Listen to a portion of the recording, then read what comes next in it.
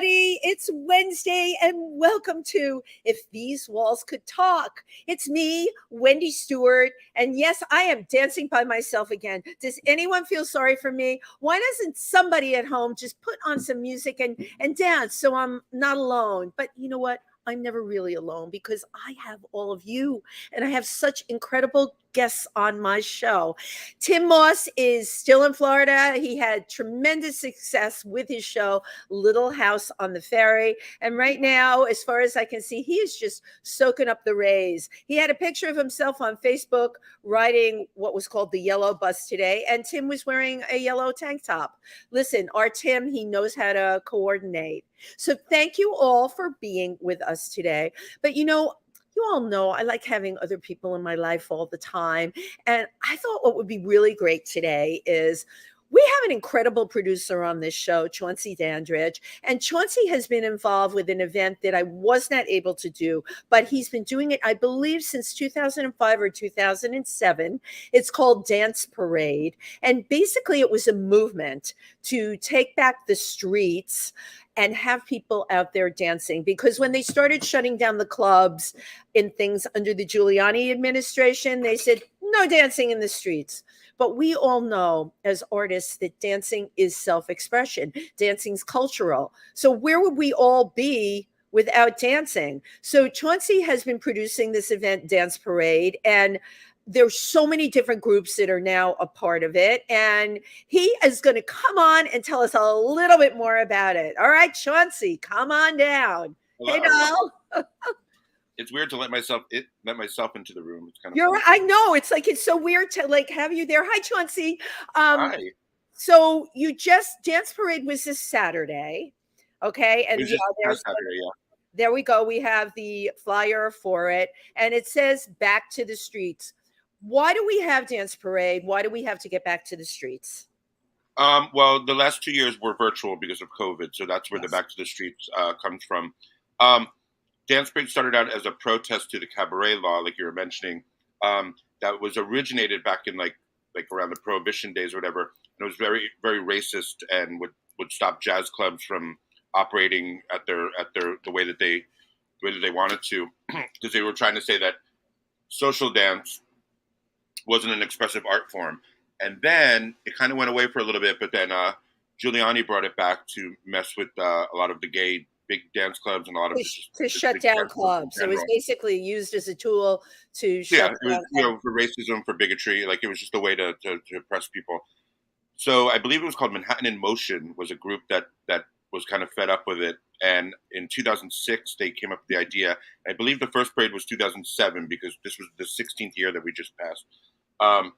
And we were a smaller parade. We were just, we had a bunch of people, a lot of the Burning Man crowd were activists, and they joined it. That's where I believe Greg Miller, who's in charge, the CEO, or I don't know what the word. When did they launch Dance Parade again? When did it launch? The first year was 2007, and basically what it's become is just a multicultural celebration of all disciplines and all styles and cultures of dance, and it's really wonderful to look around. I mean, it was really hot on Saturday, so all the volunteers were a little wiped out by the time the parade ended. But the parade started at noon this year, finished about 4 o'clock. And what it does is it goes downtown from 20th and Broadway, goes downtown, makes a left onto past University Place, it makes a left on 8th Street, goes on to St. Mark's, and it funnels into Tompkins Square Park for a 4-hour festival with 5 different stages. We had an aerial rig with aerial dancers. We had a teaching stage where people can learn different styles of dance. There's a family stage where it's more family friendly, group dancing and stuff like that. And then the basketball courts in the back has a DJ playing dance music. So it's a big dance party there. So it's everything's covered. It's all about dance. And I love, we're here in New York, you're bringing the cultural aspects of it. How can anyone shut down anything that's got to do with culture? That's what we are in New York. And certainly things like Dance Parade keep all that going. Yes. Thank you, Chauncey. You are an unbelievable activist. And I always love just pulling out one of these amazing tidbits about you because there are so many. Let me tell you, ladies and gentlemen, you scratch the surface a little bit with this guy. It's like Pandora's box, what comes out of there. Thank you so much. Yeah, and if you want to learn more about Dance Parade, you can follow them on Instagram at Dance Parade NYC, or the website is danceparade.org. And if you want to follow me and all of my activism and all my gigs, it's at DJ Chauncey D right in there. Right, and you can also see Chauncey at Stonewall on most nights. And most nights, they keep me busy. They keep you busy. And tonight is Chauncey's show, which is called Freak Out. And it's fabulous. The talent is great. A lot of my friends are in it. Unfortunately, I have another live stream then.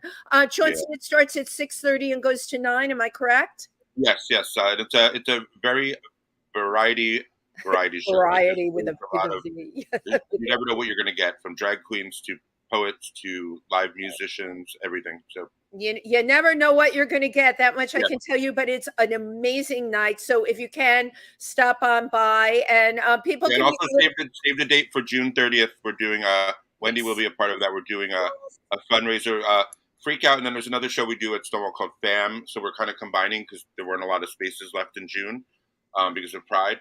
So we're going to do a big fundraiser, possibly for Center for Reproductive Rights or Planned Parenthood, or both at the same time. We haven't really decided. But yeah, Brita Filter will be there. It's going to be great. Oh my God. Thank you. And thank you for announcing that. And thank you for everything that you do. Of course. I'm going to go back to the green room. Back to the control room. Like we have a control room. We're talking about activism here today. We're talking about people that are out there making a huge difference. We're talking about heart and people that really care. My guest today is very special to me. I actually met her at the bar at PANGEA, and she was beautiful and told me that she was a cabaret singer, and everybody that works at PANGEA was like, oh my God, you have to have her on your show. You have to. And then she told me her story, and that's all I'm going to say. Okay, I'm going to add one more thing. How many people have had quotes said about them, like Michelle Obama? Your example of service shows that each of us can make a difference for those around us. My guest today used an incredible tragedy to turn not only her own life around, but what she gives to others through using her art. She is an inspiration, and she is all heart. I'd like you to meet Theresa Sareo. Come on in. Hello. How are you? I'm good. How are you? We are all here today at PANGEA, and the last time I met you was right over there at the bar. Right. I can't even remember. What was I drinking that night? Oh, I don't remember. Okay. you don't remember the scoot over love this way right there. There's always a couple of things on the bar. Thank you so much for coming today. When we had our initial conversation, I didn't have any backstory on you. You just told me, go to your website. And I did.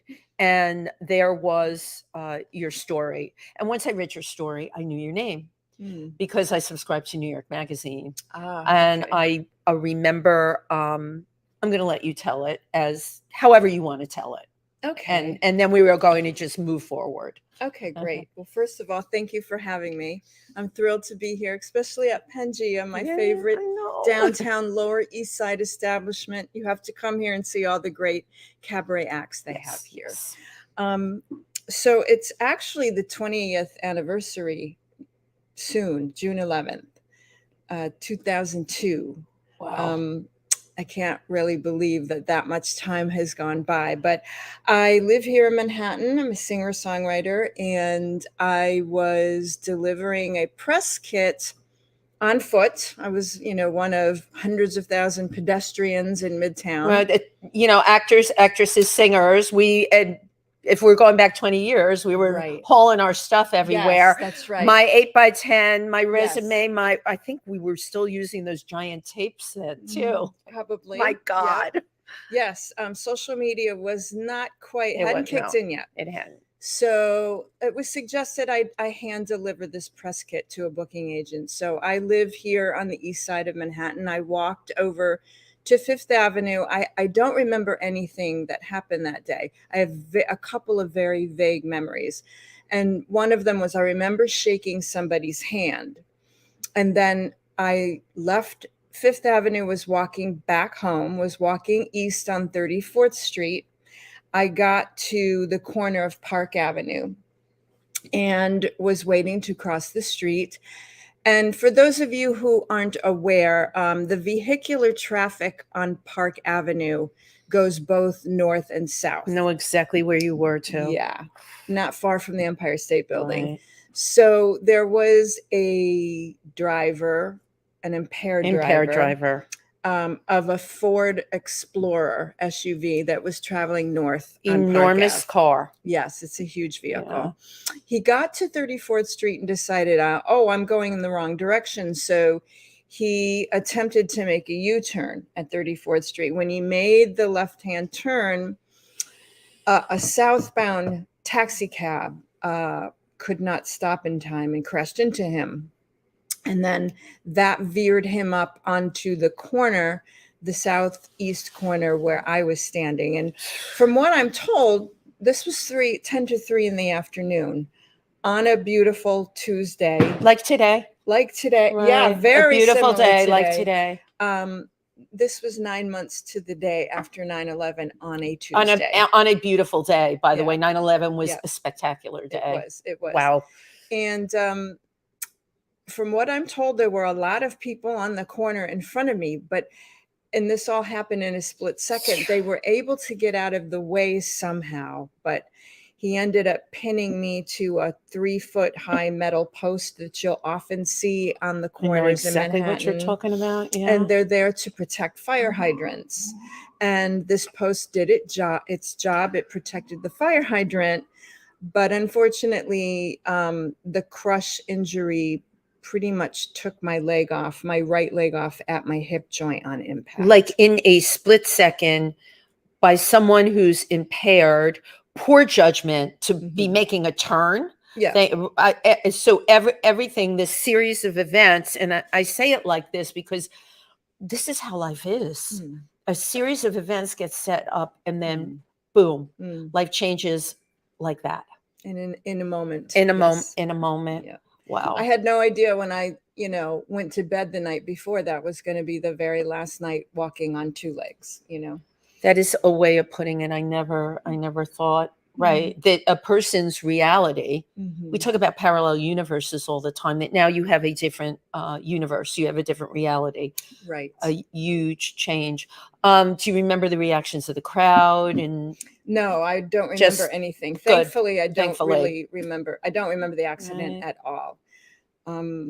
I have amnesia to it. I guess that's no, I mean, God bless. Yeah, many people thing. That, as you know, better than anyone, because you've worked with trauma people now. The reaction is amnesia. Thank goodness. The brain is quite an amazing thing when it does. Yeah. So you taken to Bellevue. Yes. Well, before that, I just have to say, if it wasn't for the brave people, and they were brave, that stayed on the corner, you can imagine this was a very gruesome event. I was bleeding out profusely. And it's amazing that you made it. It's amazing. I don't know how it happened. Well, it definitely had to do with the brave people who stayed there with me. And there was one guy in particular that you talked about. Can you tell us about him? Well, there were 2 doctors. Right. The first, there was a Docs at the time. It was called Docs. It's like a walk-in medical facility. It was right across the street. So a doctor came running over and performed CPR in me. He said, when I got to you, you were blue. So he started CPR. His nurse was holding my hand. She was in her early 20s and just started her nursing career. And she's the one that held your hand. And I'm friends with these people to this day. And she told me I was covered. I don't mean to be grotesque, but I was covered in your blood. I mean, she was traumatized. All these people were traumatized. Right. And you are bringing up, first of all, 2 good points. Okay.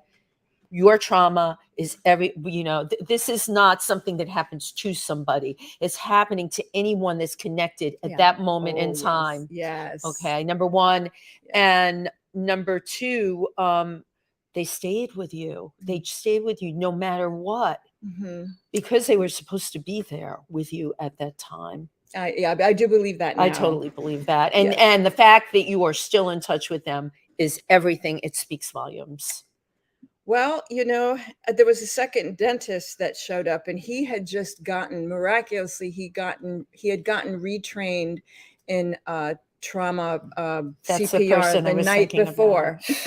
So he was sort of in trauma mode already. And so he kicked in and was ordering people what to do and go into the drain read and I need cellophane, I need plastic gloves, I need, so he was trying to wrap my body before the ambulance. The ambulance came quickly. But you know what? With this series of events, they are really the ones that saved your life. Not that the ambulance didn't try, but without those 3 people, I might not have made it. Yeah. Amazing. Yeah. And then I got to Bellevue Hospital, I think within 15 or 20 minutes. And the trauma director was there and met me in the ER. And he told me this story and said, you were in and out of consciousness. You were asking where you were. And he said, I introduced myself and said, you're at Bellevue Hospital and, you've been in a bad accident, but we're going to take care of you. And he said, I've talked to many patients in the ER, and I honestly thought that was the last conversation I was having with you. Wow. Yeah. Amazing. It is all absolutely amazing. Because we all know what Bellevue Hospital's like. They really see the creme de la creme of everything in New York there. Yes. So it's a level 1 trauma center here in Manhattan, here in New York City. So you probably don't remember anything after that.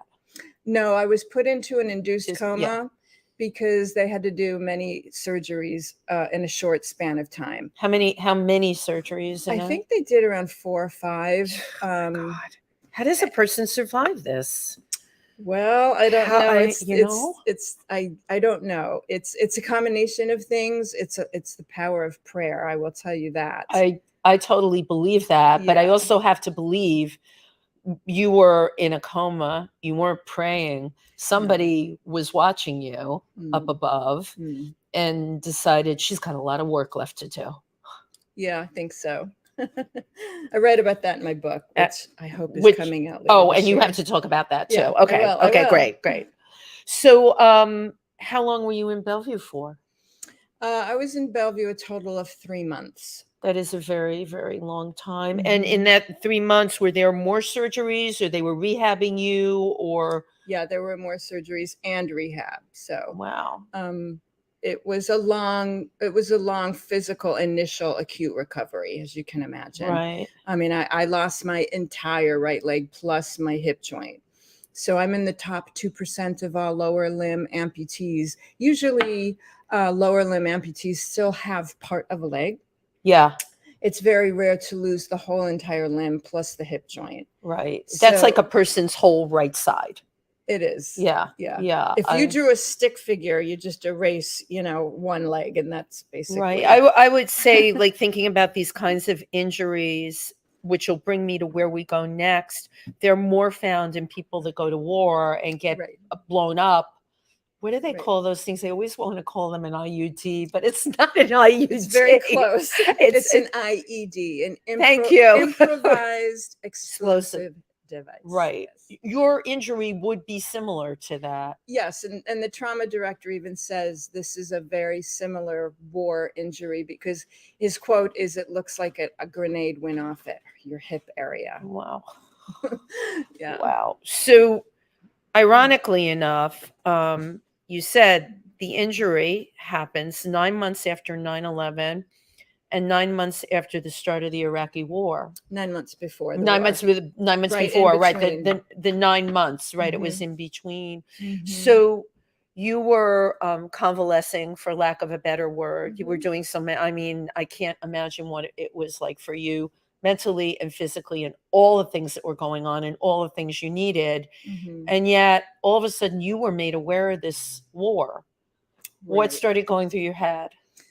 Right. So I'm about 2 years into my own personal recovery, and that encompasses not just physical, but like you said, it's emotional. Oh my God. And psychological and spiritually very difficult to reconcile. Right.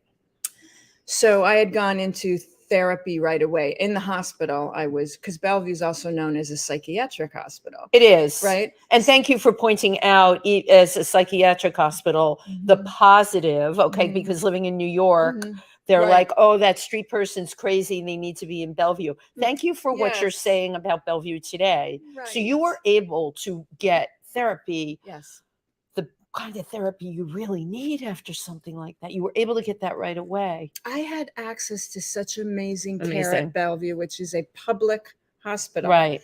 And I had access to music therapy and art therapy. In fact, when I came out of the coma, my family brought my CDs to the ICU to show the nurses and the staff that this isn't just a person, a bed number. Right. She's a singer-songwriter here in New York. She has a career and a life. Right. So when I was coming out of the coma, they were playing my music, and I was hearing my music playing as I woke up. Wow. So Bellevue is really a wonderful place to heal as a trauma patient, which is why I went back there to become a volunteer. I was the first former patient to become an official volunteer at Bellevue. That is absolutely amazing. Mm-hmm. How long after your accident did you do that? It was basically while I was an outpatient, and the following year was when I finally got my prosthetic leg. So it took me about another year to learn how, because I was walking around basically on one leg with crutches. Of course. Yeah. And I went back to my singing career on stage on one leg with crutches, sitting on a stool. Wow. Probably balance. Trying to balance on a stool. Yeah. I mean, that is, how did you do that, Theresa? I mean, first of all, our industry, yes, you can have all the talent in the world, but we do know it is also superficial, especially when it comes to females. How you look, how sexy you are, how you present. We'd like to think that it's not that, but it is that. It's image driven. Thank you. Very well put. Of course you would fill in the blank for me. So we have an image driven business. And you're there balanced on a stool.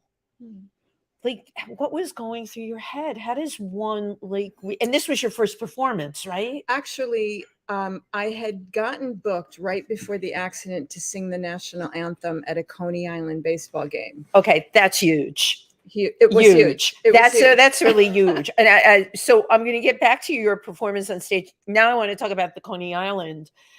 How did they find you to have you sing the national anthem? I was trying to get to the major stadiums to sing the national anthem. So I started out with the smaller leagues, and I guess I just sent in a tape maybe at the time. And but you were motivated. Okay, we're now what, like a year and a half out of your accident? This was just prior to the accident. I booked that gig. Right. So the gig, my accident was in June. The gig was in late August, and the hospital kind of used that as a tool for me that's going to be your goal, to see if we can get you well enough to do that national anthem. That's 2 months. What we did. That's 2 months. It was 2.5 months, three months. I can't even believe it. I know, but they gauged it, and my partner at the time said, "Do you think it's possible she could do this gig?" And they said, "We do.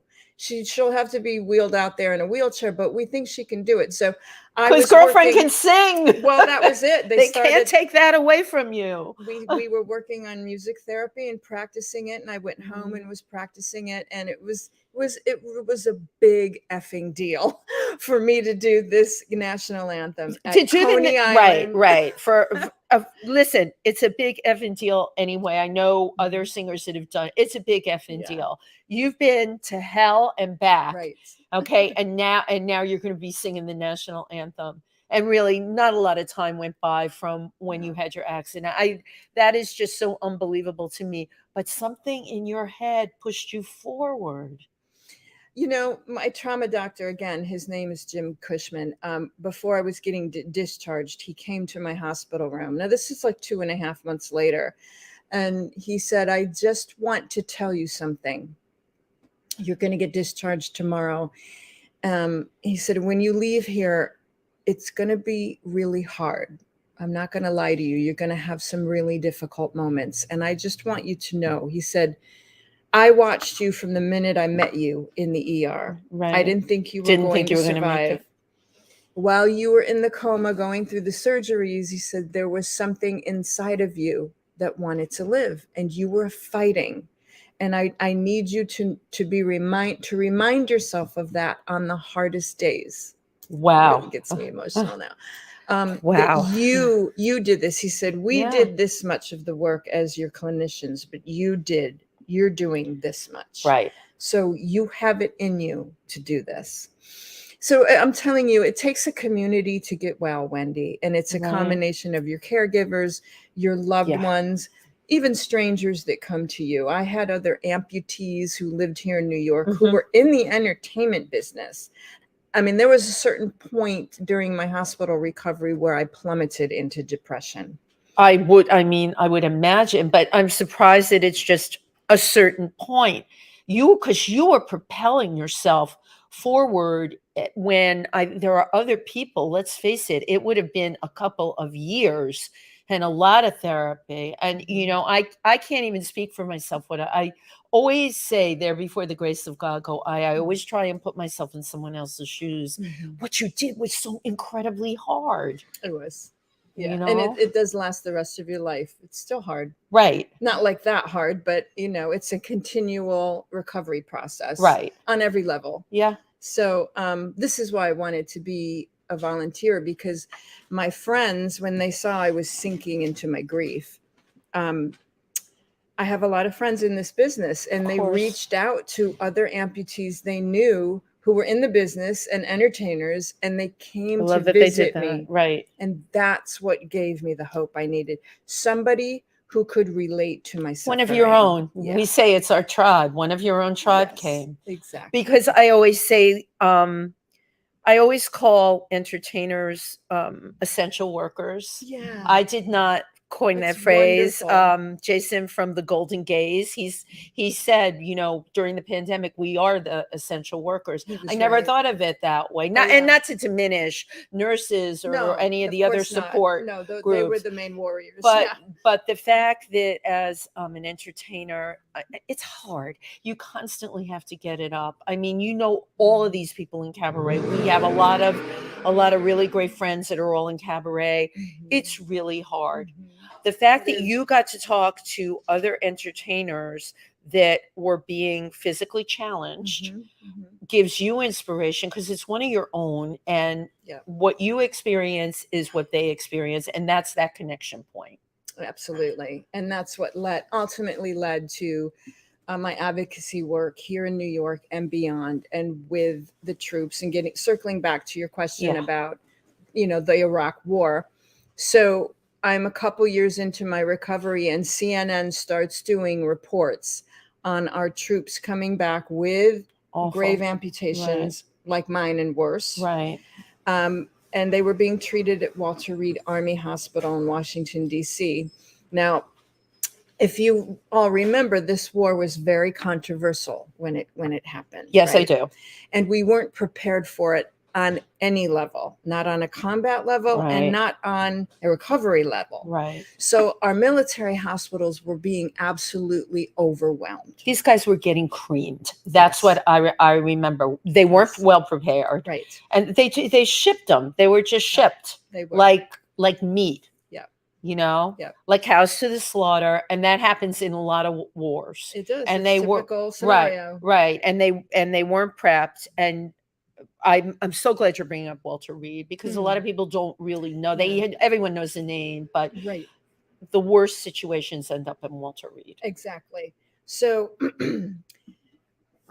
So we talked about the IED, the improvised explosive device. That was the face of the enemy. It was invisible. Right. This was basically the first war where the combat dimension changed.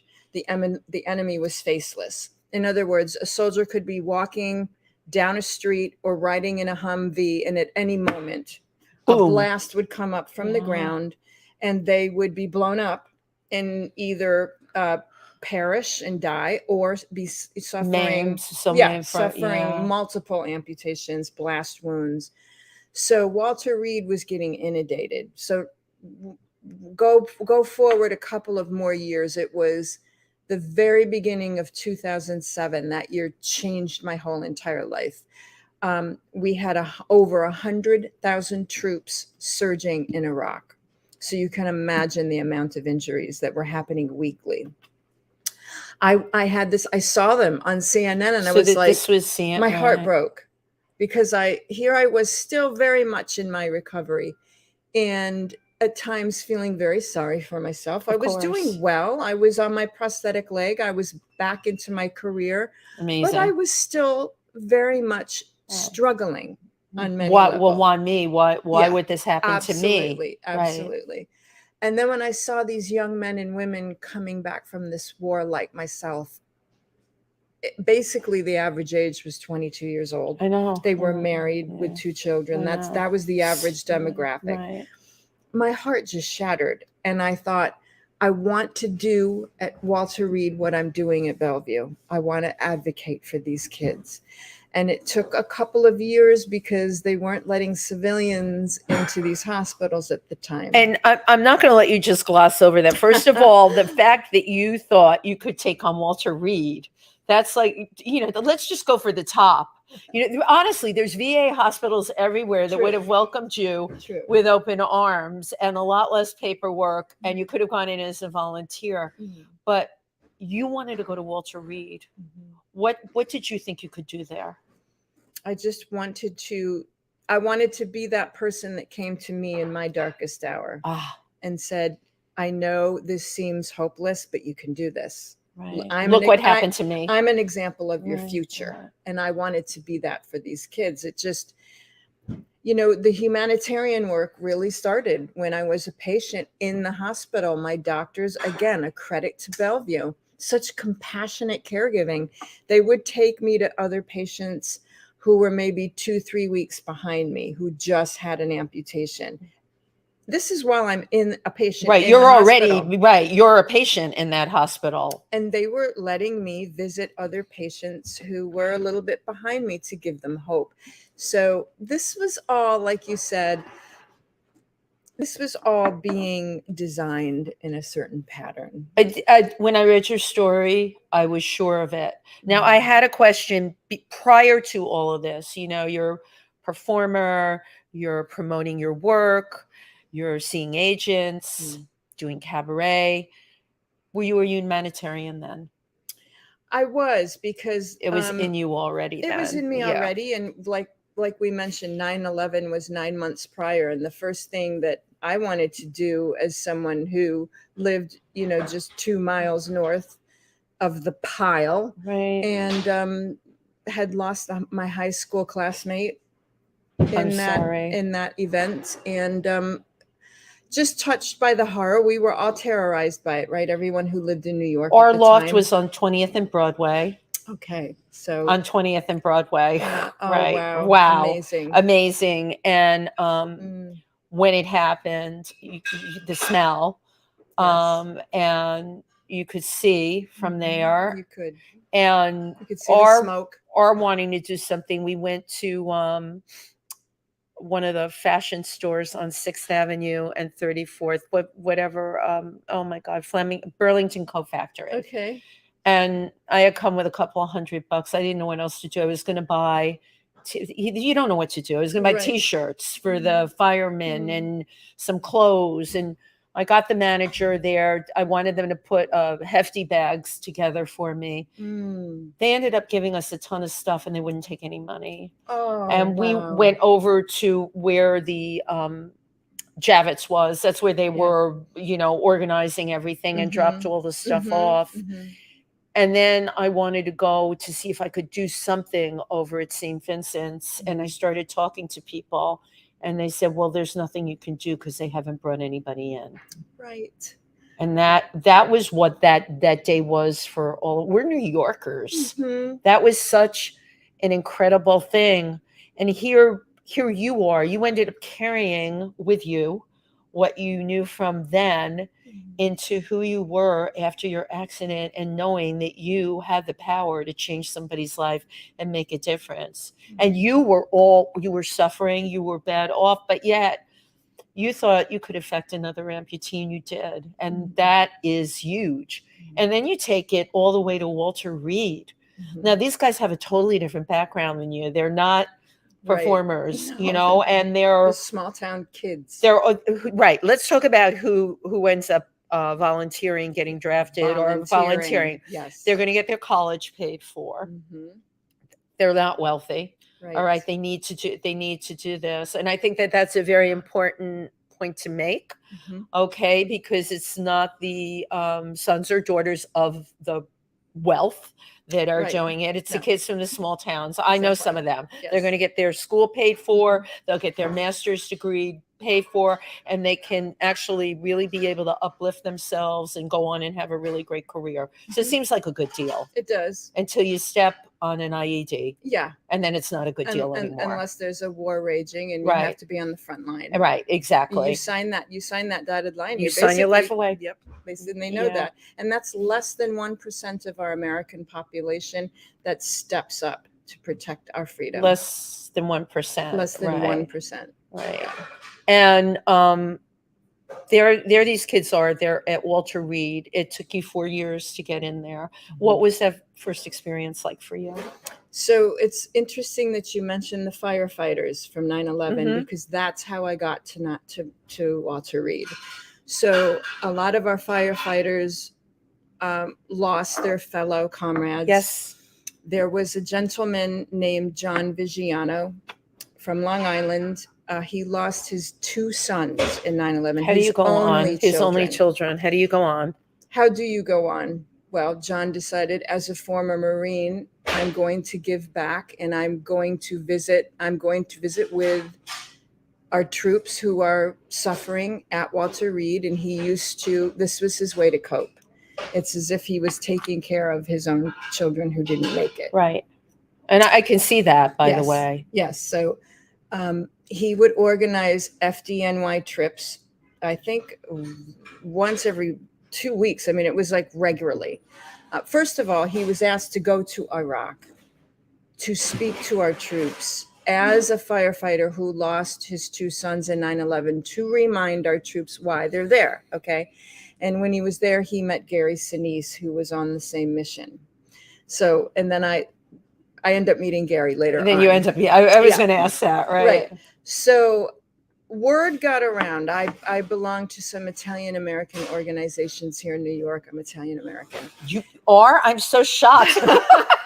It's all over you. It is. So the word got around. I had heard about John Vigiano, and we were both in an organization called the Order of Sons and Daughters of Italy in New York. So he had only heard about me, had not met me yet, okay? And he went to Walter Reed and told the PR department, there's a woman in New York City who's an amputee. She's a singer, and you need to get her down here to talk to the troops. Had not met me yet. This just came from his heart. Right.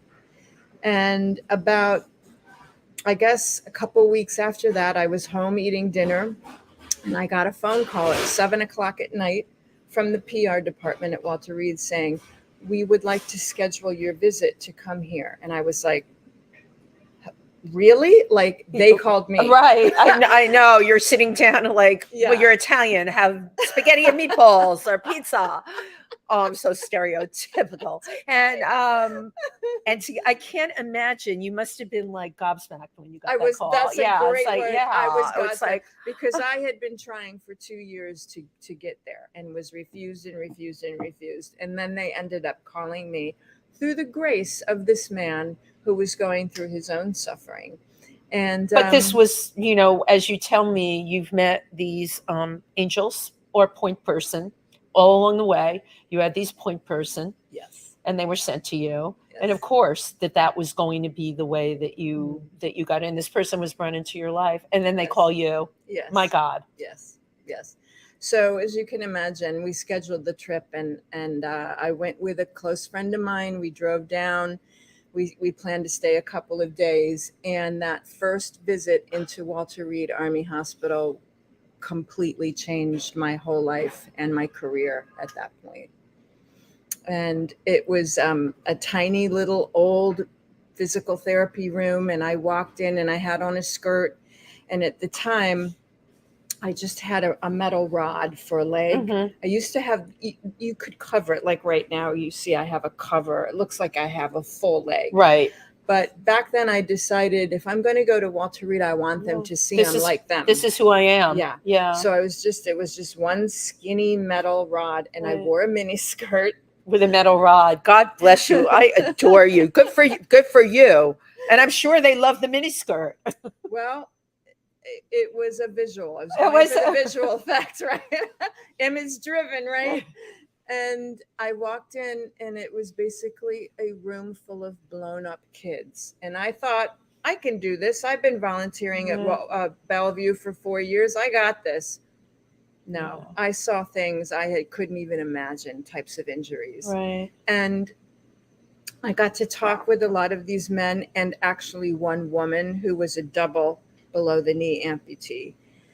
And it was just so overwhelming. I came back to New York as a singer-songwriter. What do? You put your feelings into your art form. And I wrote a song called Through a Soldier's Eyes. Right. And and that changed the whole trajectory of everything, because the Army ended up embracing the song as kind of an anthem for the wounded. Wow.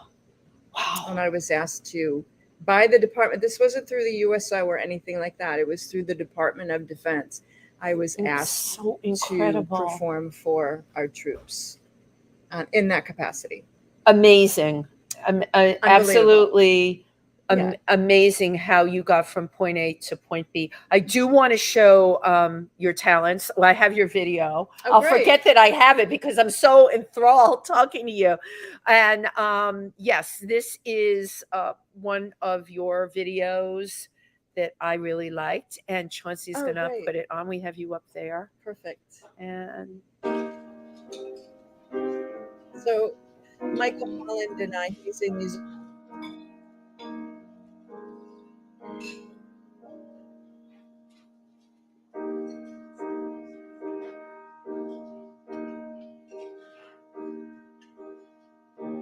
This city, this beautiful city, you've given everything to me, all of my dreams, pulling me from my hometown, turning my whole world around. I am beholden to this beautiful city.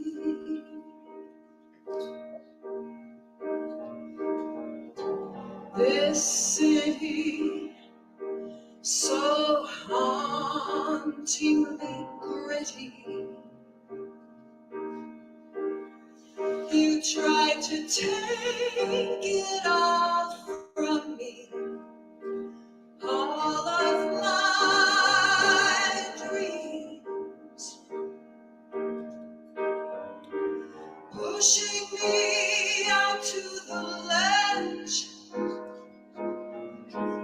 dangling me over the edge, but I'm surviving you, beguiling city.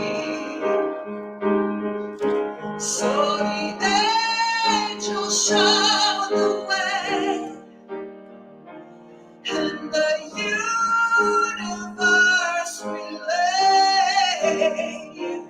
I must carry on and be brave, be brave.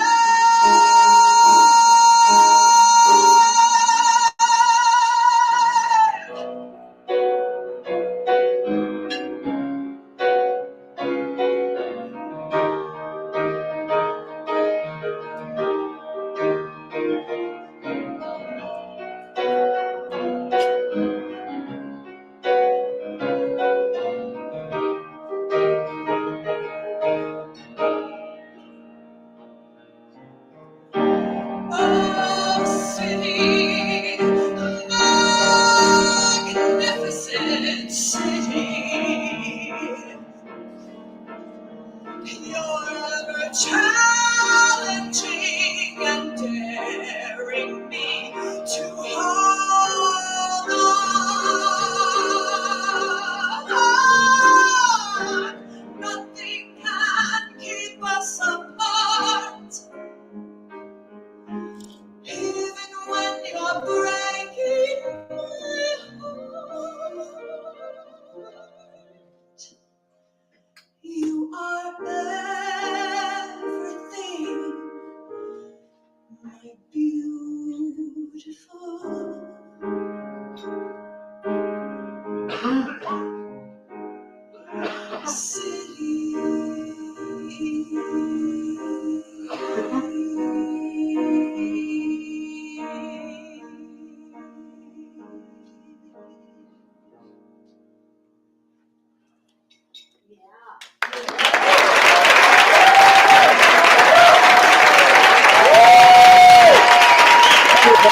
That was beautiful. Applause, applause, applause. Absolutely gorgeous. I co-wrote that song with Michael Holland. Wow. And of course, that's about New York City. It's my personal love letter to New York City. Oh my gosh, New York City needs love letters. We do. That's a great point. We do. We need and you know, someone like Theresa just gets these wheels turning in my head, which is not always a good thing because I go off on a million tangents. But you know, the cabaret community should get together and maybe do a dedication to New York City. There are so many things that have happened here negative, and I'm not going to go into it, and they're happening all the time. And you know, I believe, like Theresa does, that you can use your art to inspire, to uplift, and actually in a very physical way make things better. So that's what New York City's all about. So it is. So okay, burning question. You met Michelle Obama, you met Hillary Clinton. I have not met Michelle. Okay. I tried to meet her while she was in the White House. Okay.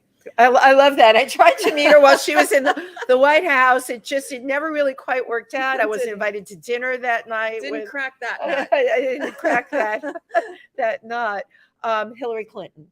Yes. And how I met her, again, 2007 was a pivotal year for me. She was doing a press conference. This was when she was a New York senator. Right. Senator Clinton. Senator Clinton. She was doing a press conference at Bellevue Hospital with Charles Schumer about the importance of public hospitals because President Bush was about to slash funding to public hospitals. So the hospital called me as a former patient to be the keynote speaker at this event. To advocate. Who better than for you? The hospital, right. And describe what my care was like. And that's when I first met her.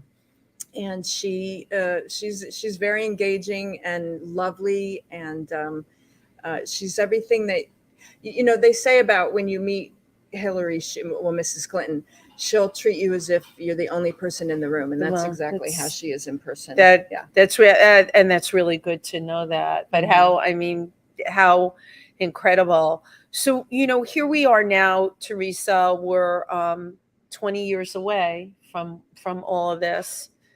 Tell me what you're doing now, what your day-to-day is, what is your life, and events that keep you going, that keep you out there, and that make you happy. It's a great question. Well, I just got back from speaking at 2 public schools up in the Catskills, and I was asked to come I'm also a motivational speaker. I would imagine. And yeah, I looked at your website. She's got a ton of speaking, of course, background. So you would be a motivational speaker.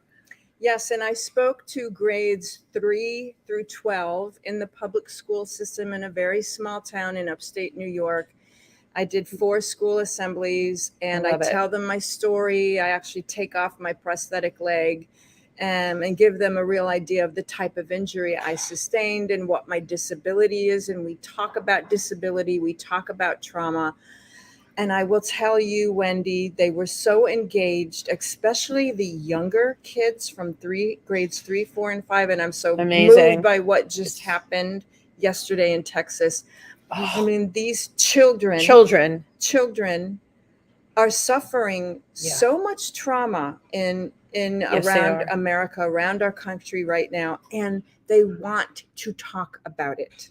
And that's what I was there to do, to get them to open up. Right. And they would raise their hands and say, I have panic attacks. Now, that wasn't even a term 20 years ago. You didn't know what a panic attack was as a kid. We didn't learn that terminology till we were like in college or what?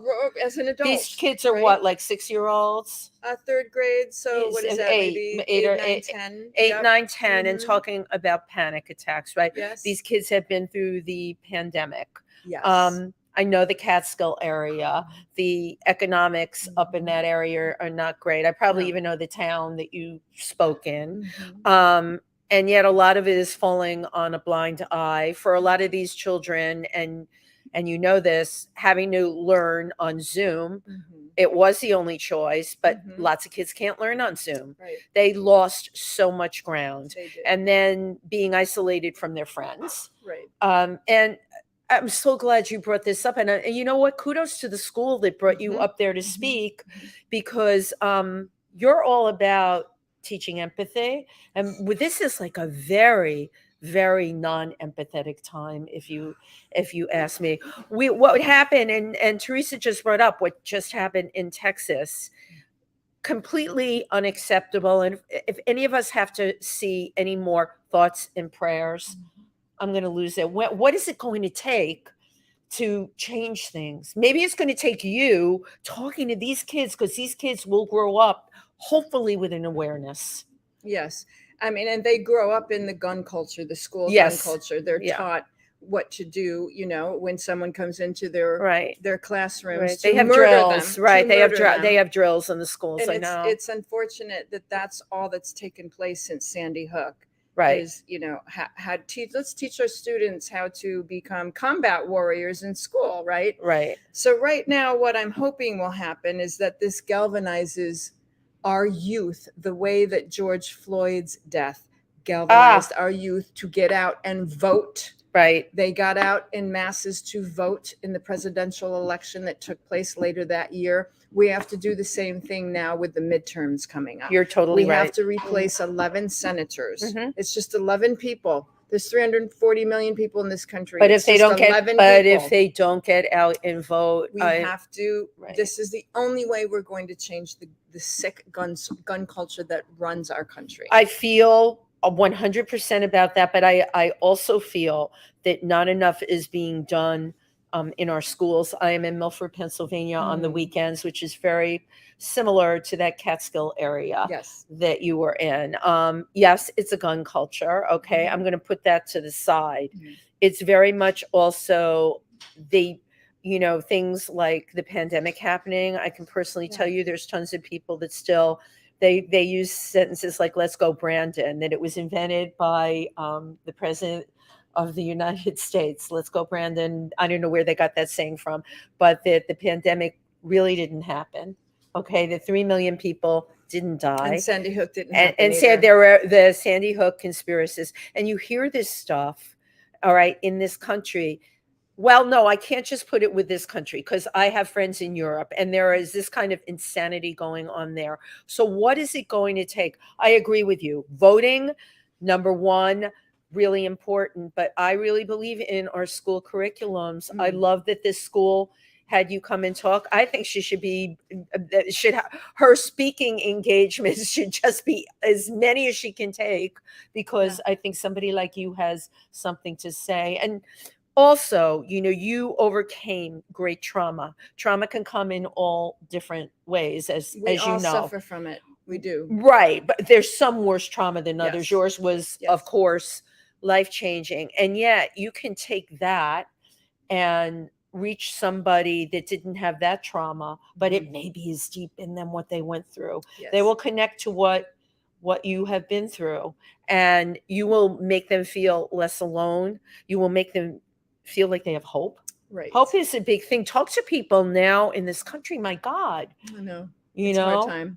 Right. It's a dark time. It's a dark time. And I was so excited about having you on, because my thing lately is I'm pushing back. I'm, on my shows or whatever, I'm finding like the gems that are out there that have the same kind of sensibility that, you know what, no matter what comes to us, we're going to push back, and we want to make it good.